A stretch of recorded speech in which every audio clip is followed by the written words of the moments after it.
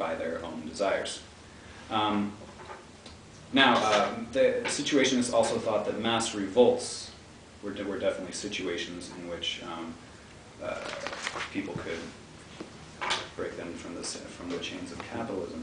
So mass revolts where authority can no longer protect and enforce the values of capitalism are seen as situations in which authentic human desires can be realized.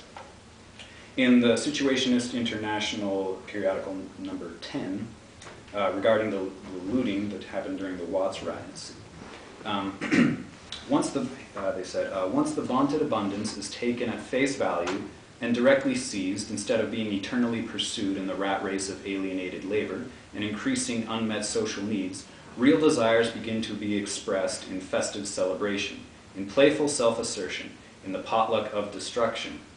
People who destroy commodities show their human superiority over commodities. They stop submitting to the arbitrary forms that distortedly reflect their real needs.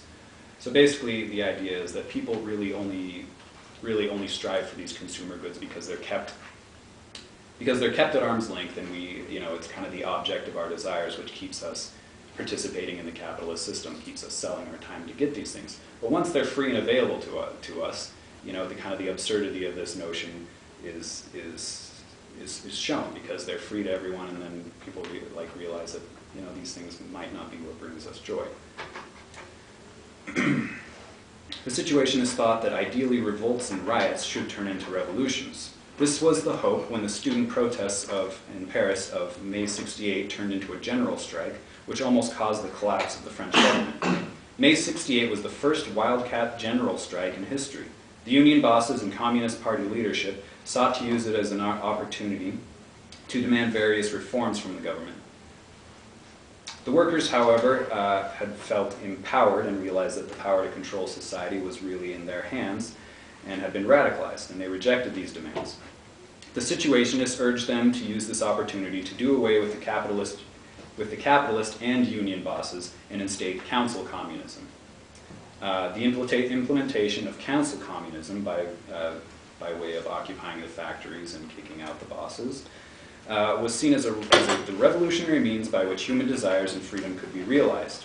According to the Situationists, the ability of workers to control their workplaces and society at large would allow them to reduce the workday and eventually eliminate work as a coercive institution completely, thereby bringing to realization the idea that all of existence should be a matter of play and of the manifestation of human desires. That's it. Any questions?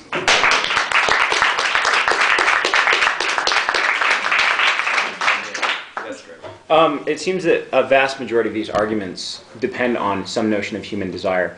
What is human desire for the Situationists? That would be my question too. Did they have a precise definition of what it means to be desire? I actually don't know what their precise definition is. I think more the emphasis is on the free choice of individuals to decide what they want, independent of coercive institutions such as capitalism. Can I make a brief follow-up then?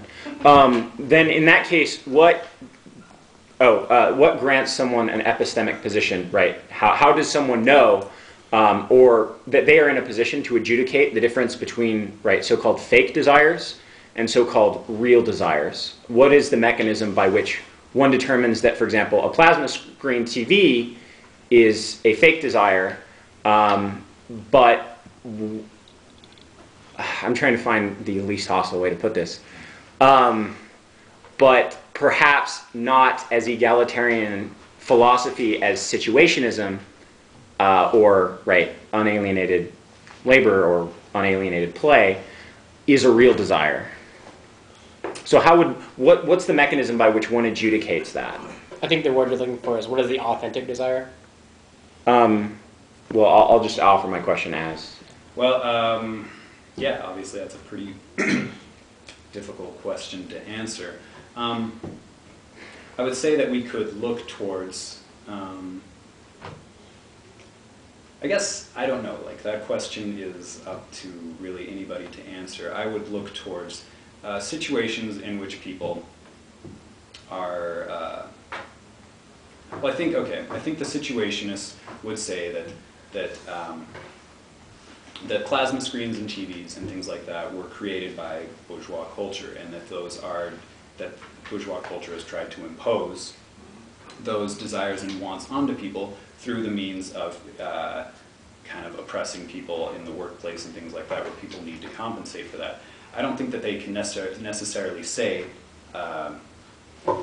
absolutely that a plasma screen TV is not someone's desire, but I think they would cast doubt on the idea that that is someone's true desire, and just based on the fact that it is a product of bourgeois culture. So yeah, the precise definition, I know Greg and I both use this definition for desire, but desire specifically is a demand without a satisfaction, right? The desire of, oh, I want that plasma TV, but what I really want is to be me enjoying that plasma screen TV, right, unalienated or whatever. And also the desire to play, right? It's not necessarily, there's still that minimum, there's still a level of alienation from desire. Because it's like, something's wrong with me, but somehow this fantasy, this situation where I'm playing and we're not being alienated, that's still an unattainable desire in and of itself. Simply because, right, you're still identifying with yourself in that fantasy rather than identifying with who you are. So the very notion of desire itself is always alienated from the subject. So that's just more of a general comment. So. Isn't the emphasis, I mean, isn't the perspective though that it's a detachment from who you are? Like it's a detachment from what everyone is in a primitive sense? I'm not an expert on it, but I think that there is an inherent difference between the desire for a flat screen TV and the desire to have sex. There's a lot of steps in between. I mean, the desire to have sex is a pretty innate human drive. There's a lot of steps from that desire to the desire to have a flat screen TV right. and watch pornography. But you also hit it on the head. It's a drive, right? Sex is a drive. The very fantasy, right, which maintains sex, because without a fantasy, right, what is it? It's just a bunch of repetitive motions you're doing with your partner, and there's nothing really special about it. But it's actually that fantasy space that you enter into that actually makes it something that you desire for. Also, does that make sense? Also, I believe that claim could be somewhat, at least made a little bit more complicated by the notions that are studying queer theory. You know, the desire to have sex, okay, but with who, and why, and how, and what, you know. I mean, all those things, right? To say that if we stripped away all these things, that you would still want this loving, caring relationship and stuff like this.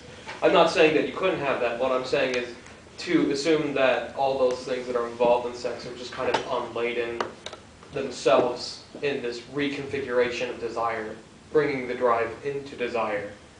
I think, you know, it's simply not as simple as just saying, well, people want sex, you know. I'm going to call on Dea. She has her hand up. So. I have 3 questions actually, and 2 of them are really closely related to this. But one of them is how exactly, I know you mentioned, you know, that we choose to mediate ourselves through technology, and it's about active and creative versus passive and receptive. But for instance, reading a book, like, is that like if you're reading fiction, are you necessarily engaged in spectacle? Reading books is often a passive act for me, often extremely passive. I have a hard time being an active reader, but I still see that as like a very desirable thing to do. I'm going to go ahead and list all 3 of my questions in the interest of getting them out. So number 1 is, in terms of technology, how do you draw that line? Number 2, you mentioned at the beginning that, like Stalinists, revisionists would say that the term revisionist was merely invented by anti-revisionists. What do they call themselves?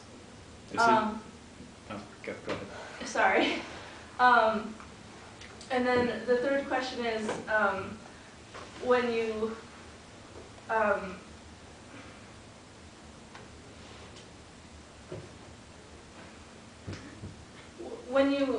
when you say that you want to go from riots to revolution, to me that necessarily entails a certain level of self-sacrifice, and I'm curious how that is integrated in this philosophy.